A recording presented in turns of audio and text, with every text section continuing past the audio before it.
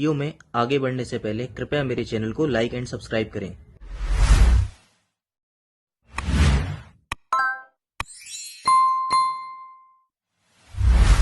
मेरा नाम डॉक्टर आनंद गौतम है और मैं एक बोर्ड सर्टिफाइड प्लास्टिक सर्जन हूँ, साथ ही साथ कॉस्मेटिक सर्जन और हेयर ट्रांसप्लांट सर्जन हूँ।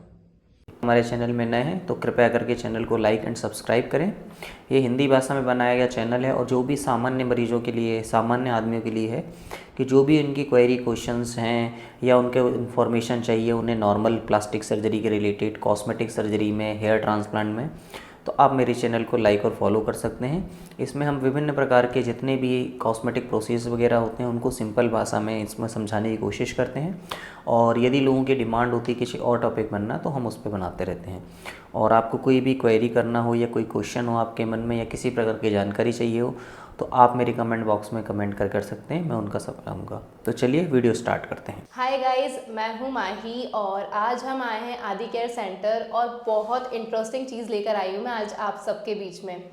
आज मैं सर के साथ में एक क्वेश्चन आंसर सेशन रख रही हूँ जिसमें सर हमारी कुछ क्वेरीज को हैंडल करेंगे और बताएंगे कि किस चीज़ को लेकर हमें अवेयर होना चाहिए। जैसे कि मुझे बहुत सारे डाउट थे और काफ़ी सारे मुझे डीएम आ रहे थे, सर को भी काफ़ी टाइम से डीएम आ रहे थे, तो हमने कुछ क्वेश्चंस निकाले हैं, सिलेक्टेड क्वेश्चंस हैं। आप चाहें तो और क्वेश्चंस भी कमेंट बॉक्स में पूछ सकते हैं क्योंकि काफ़ी टाइम से डीएम्स आ रहे हैं, सब जानना चाहते हैं सर कि क्या है, किस चीज़ को किस तरह से करना है, स्किन पील क्या है, स्किन का ट्रीटमेंट कैसे होता है, और काफ़ी सारे क्वेश्चंस हैं। तो मैं वन बाय वन सर से क्वेश्चन करने वाली हूँ और सर उसका आंसर देंगे और फिर देन आप बताइएगा कि आपको किस चीज़ में क्वेरी है कमेंट बॉक्स में, तो सर उसका भी आंसर देंगे। Okay sir.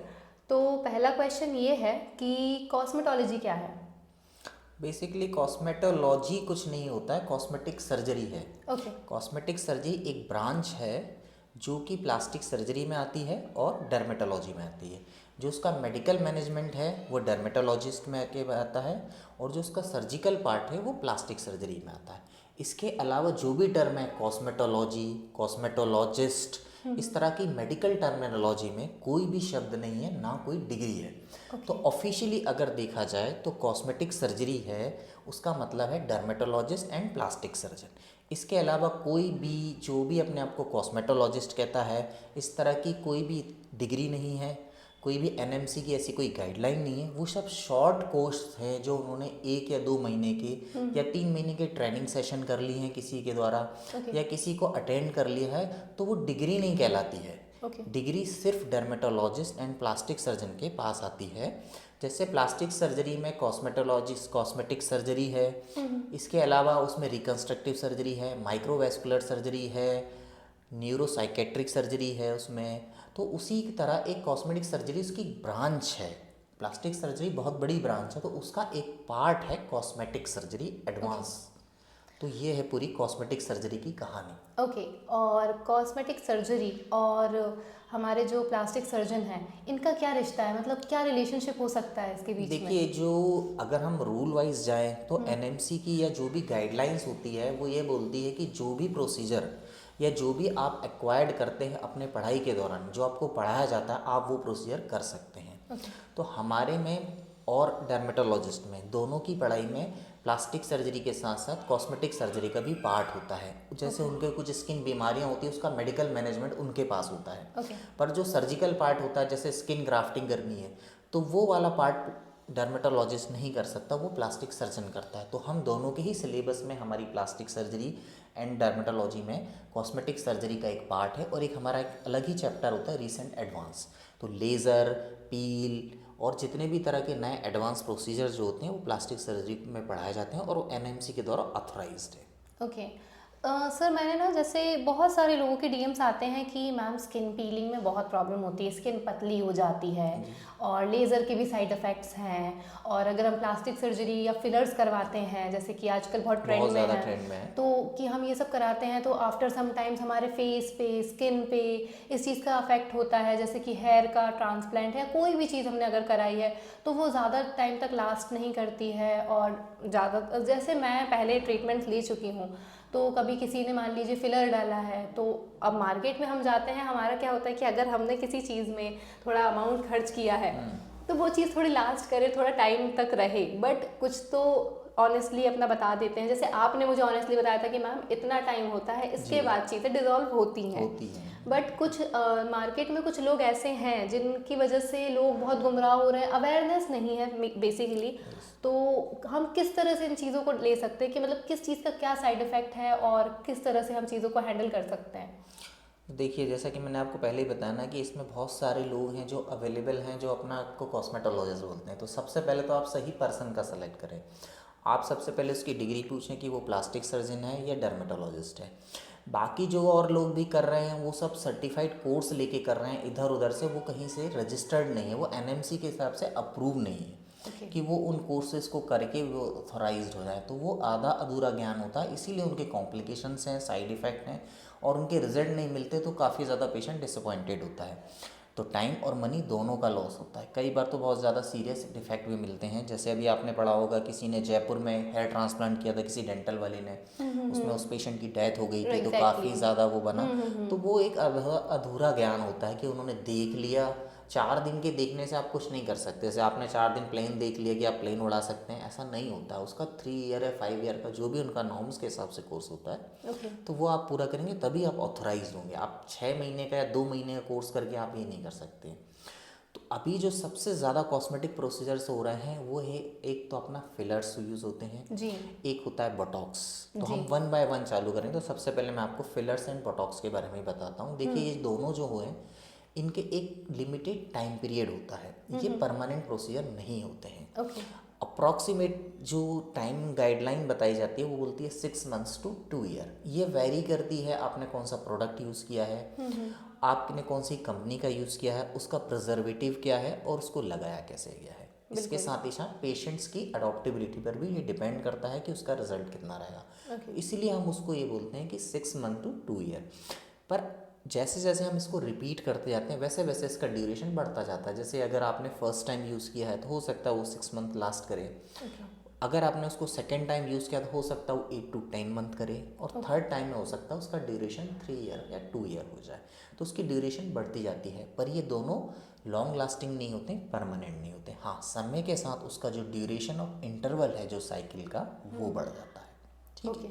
साइड इफ़ेक्ट्स सबके होते हैं, ऐसी कोई भी चीज़ नहीं है कि जिसके साइड इफ़ेक्ट ना हो। But proper use, proper selection of patient and proper doctor, 3 चीज़ों का कॉम्बिनेशन में मिनिमम साइड इफ़ेक्ट होते हैं।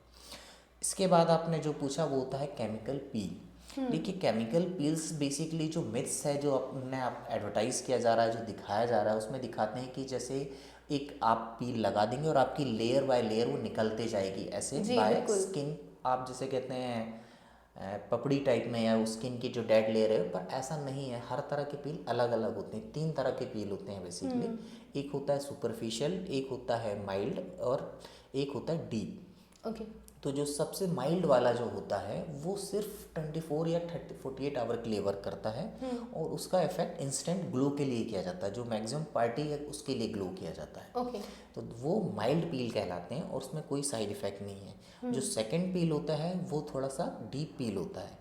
उसमें हाँ 3 to 5 डेज़ बाद आपकी थोड़ी बहुत स्किन निकलती है, पर वो इतनी ज़्यादा नहीं होती कि लेयर बाय लेयर इतना सारा जो दिखाते हैं कि ऐसे ऐसे करके पेशेंट निकाल रहा है, ऐसा कुछ भी नहीं होता है। सर, जैसे आपके पास मैं अभी आई हूँ, सॉरी टू इंटरप्ट, जैसे आपके पास मैं अभी आई हूँ, अभी मैंने ट्रीटमेंट लेना स्टार्ट किया और मैं बहुत सेटिस्फाइड हूँ कि हाँ ठीक है, जो भी चीज़ें हैं सर ने मुझे क्लियरली बताई हैं, और पीलिंग का भी मुझे ऐसा लगता था।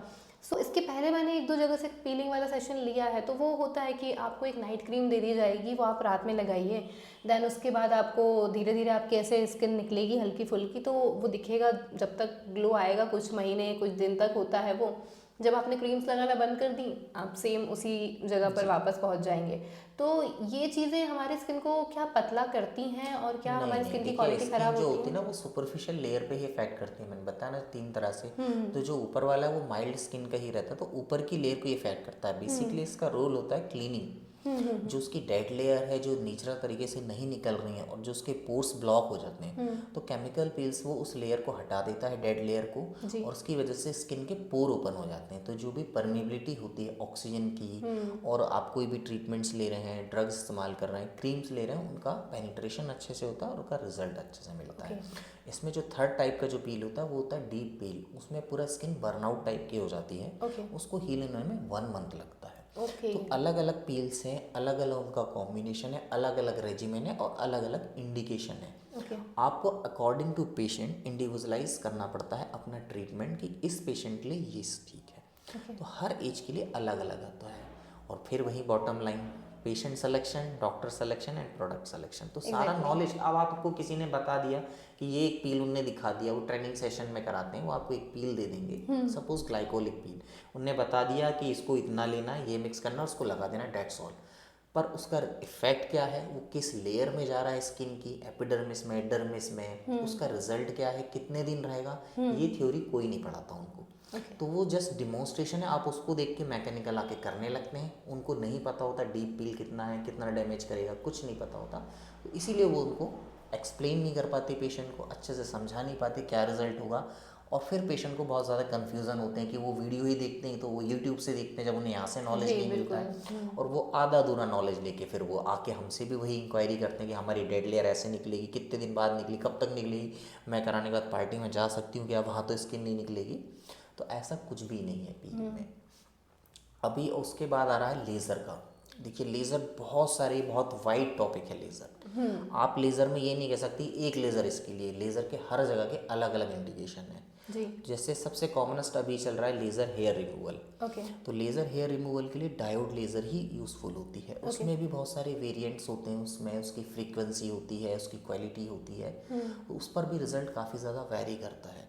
तो वो सिर्फ specific diode laser hair removal के लिए होती है।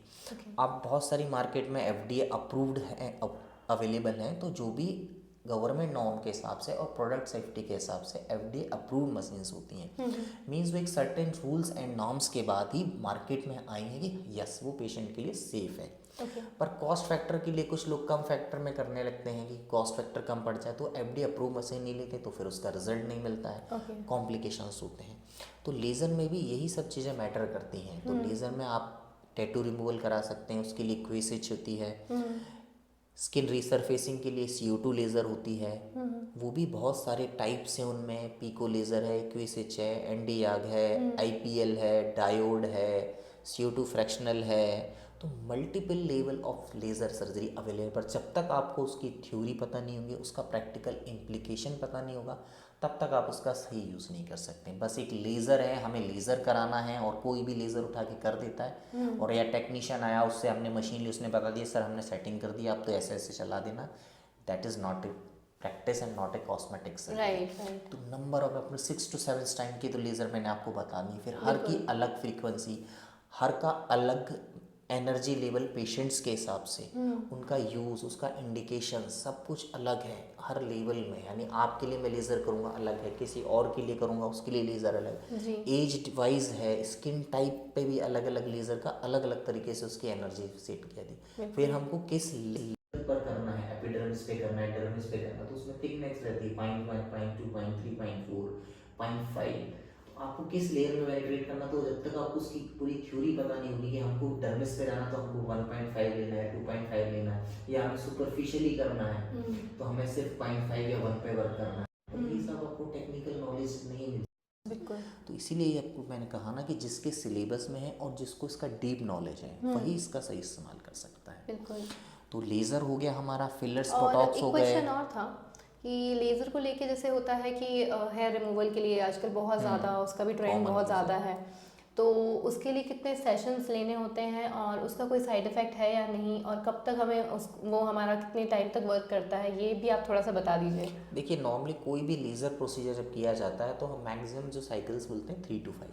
कोई सा भी प्रोसेस, केमिकल पील भी हम बोलते हैं 3 to 5। फर्स्ट जो साइकिल होती है वो जस्ट एक असेसमेंट होता है, आपकी स्किन टाइप कौन सी है, लेज़र की फ्रीक्वेंसी, लेज़र का इंटेंसिटी, उसकी पावर, ये सब असेस की जाती है। तो माइंड रखा जाता है। तो असेसमेंट क्या रहता है, होते हैं जो कि वेट कम करने के लिए भी होते हैं, उसमें भी वो बोलते हैं कि ग्लूटाथियोन है, और काफ़ी सारे, मतलब मैं ब्रांड्स के नाम नहीं लूँगी, लेकिन आपको तो पता ही सारी चीज़ें, तो थोड़ा सा ग्लूटाथियोन के लिए आप बताइए कि क्या है वो। देखिए, अभी जो मार्केट में ग्लूटाथियोन को बोला जा रहा है कि काले को गोरे करने की दवा, जो अभी बिल्कुल। सबसे ज़्यादा मार्केटिंग उसकी जो हो रही है कि गोरे करने की दवा, बहुत ज़्यादा सेलिब्रिटीज़ के वीडियो दिखाए जा रहे हैं कि इसने ये गोरी हो गई, वो गोरी हो गई। तो बेसिकली ग्लूटाथियोन एक एक ऑक्सीडेंट है, नेचुरल बॉडी में एंटीऑक्सीडेंट होता है, जो कि बॉडी के जो भी प्रोडक्ट होते हैं या जो बॉडी की ग्रोथ को स्लो करते हैं या उसके अगेंस्ट लगता है, नहीं हमारे एनिमी के अगेंस्ट लड़ता है। ओके। तो ग्लूटाथियोन एक पॉजिटिव चीज़ है। जी हाँ, उसका रोल है उसको गोरा करने में। जैसे आपने मिनॉक्सिडिल के बारे में काफ़ी सुना होगा। जी। तो basically minoxidil is a hypertensive drug. उसका रोल होता है ब्लड बीपी को कम करना, पर जब उसका देखा गया एक साइड इफेक्ट कि वो हेयर ग्रोथ में भी बढ़ा रहा है। जो टैबलेट्स ली गई उसमें देखा कि पेशेंट्स का बीपी तो कम हो रहा है साथ में, पर उसके अलग जगह हेयर भी आ रहे हैं। तो उसकी मार्केटिंग फिर मिनॉक्सिडिल को उस तरह से सब्स्टिट्यूट किया गया और उसको रिफाइन करके उसको फिर हेयर में ग्रोथ के लिए लाया गया। तो अभी जो मार्केट में है मिनॉक्सिडिल है, बेसिकली एंटी हाइपरटेंसिव ड्रग है मिनॉक्सिडिल, पर उसका साइड इफेक्ट है जो है वो हेयर ग्रोथ है। तो अब उसका यूज़ ये हो रहा है। तो इसी तरह ग्लूटाथियोन भी सेम है, वो एंटीऑक्सीडेंट की तरह यूज़ होता है और लिवर टॉक्सिसिटी वगैरह में हम यूज़ करते हैं। पर उसका भी यही, जैसे उसके लिए यूज़ किया तो देखा कि स्किन का कलर टोन चेंज हो रहा है। तो अभी जो मार्केट में इसका यूज़ हो रहा है रिफाइंड प्रोडक्ट, वो स्किन की टोन चेंज करने के लिए आता है। बेसिकली हमारी स्किन ओके, टोन मतलब समझ लीजिए, डिसएडवांटेज को एडवांटेज में यस, कन्वर्ट किया गया है। ओके। कन्वर्ट किया गया, साइड इफेक्ट है उसका। तो जी। वो भी ग्लूटाथियोन भी ऐसे ही। तो ग्लूटाथियोन के साथ साथ आप विटामिन सी भी आता है इसमें, और भी बहुत सारे प्रोडक्ट आ गए हैं जो इस कॉम्बिनेशन में यूज़ कर रहे हैं। इसमें दो तरह से आता है ये, एक ओरल है और एक अपने पास आईवी अवेलेबल है। तो जो सबसे इसका बेस्ट फॉर्म होता है वो होता है आईवी। आईवी इसलिए अच्छा होता है कि जब इसकी आईवी ड्रिप दी जाती है वो डायरेक्ट हमारे ब्लड में जाती है, उसका एब्जॉर्प्शन बहुत अच्छा होता है, जिसको बायो अवेलेबिलिटी बोलते हैं। बायो अवेलेबिलिटी मीन्स जैसे आपने कोई चीज़ ली है वो 100 है, तो बॉडी में जाने के बाद उसका उसका कितना होगा और कितनी वो यूजफुल होगी। तो जो आईवी की है वो करीब 70-80% है एंड ओरल की 30% है बस।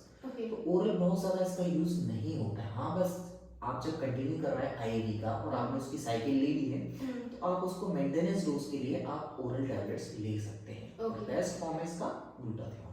तो जब हम ग्लूटाथियोन लेते हैं, इसमें साथ में विटामिन सी है और भी इसके कंटेंट आते हैं इंग्रेडिएंट, जो साथ में कॉम्बिनेशन में यूज़ करते हैं। 5 साइकिल इसकी करीब करीब लेते हैं और इसमें स्किन टोन डेफिनेटली चेंज हो जाती है।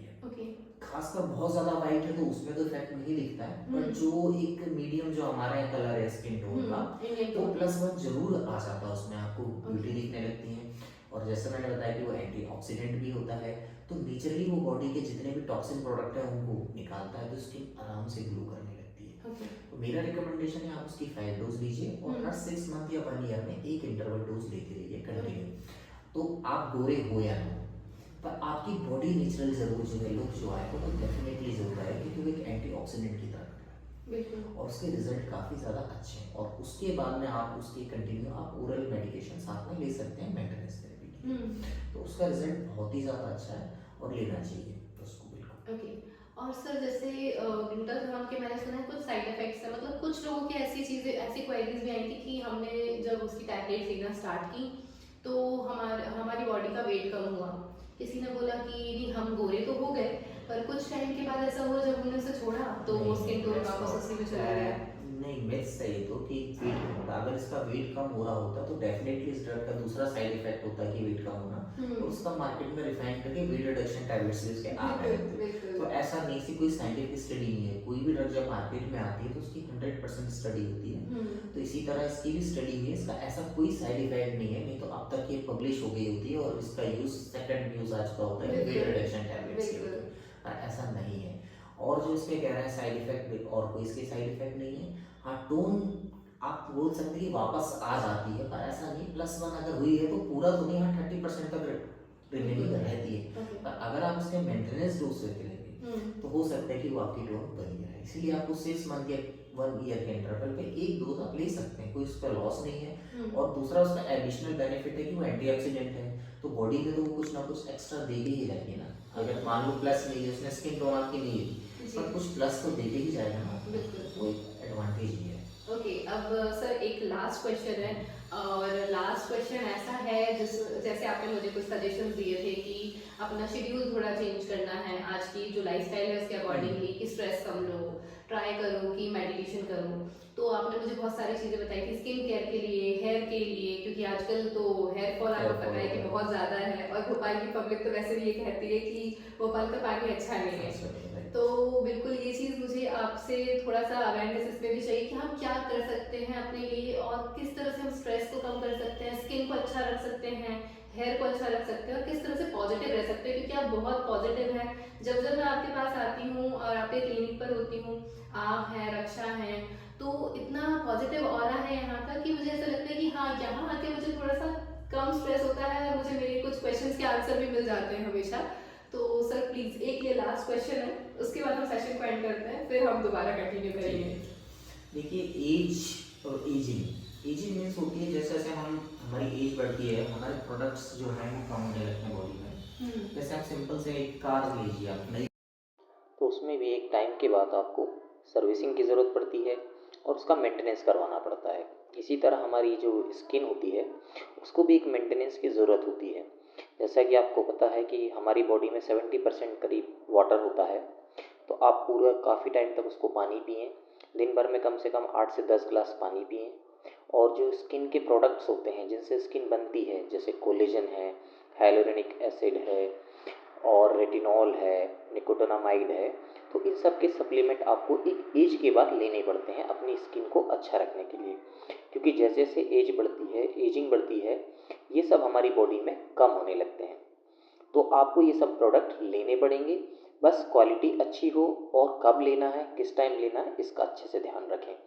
तो यही सबसे बेसिक टिप है कि आप अपनी स्किन का ध्यान रखें, सन से प्रोटेक्शन करें, अच्छे मॉइस्चराइज़र यूज़ करें, अच्छे सीरम्स यूज़ करें, और किसी अच्छे डॉक्टर से कंसल्ट करें ताकि वो आपको सही सलाह दे सके, सही प्रॉपर स्किन केयर के बारे में बता सके, और आपको स्किन को रिजिनवेट कर सके। ये एक कंबाइंड इफेक्ट होता है आपका और आपकी बॉडी के रिलेशन का। आपको उसका पूरा ध्यान रखना है, क्योंकि स्किन का तो डैमेज होगा ही, एक एज रिलेटेड चेंजेस जो होते हैं वो तो आपकी बॉडी में आएंगे, आप उन्हें रोक नहीं सकते हैं। हाँ, आप उनको प्रिवेंट कर सकते हैं या उनको डीले कर सकते हैं।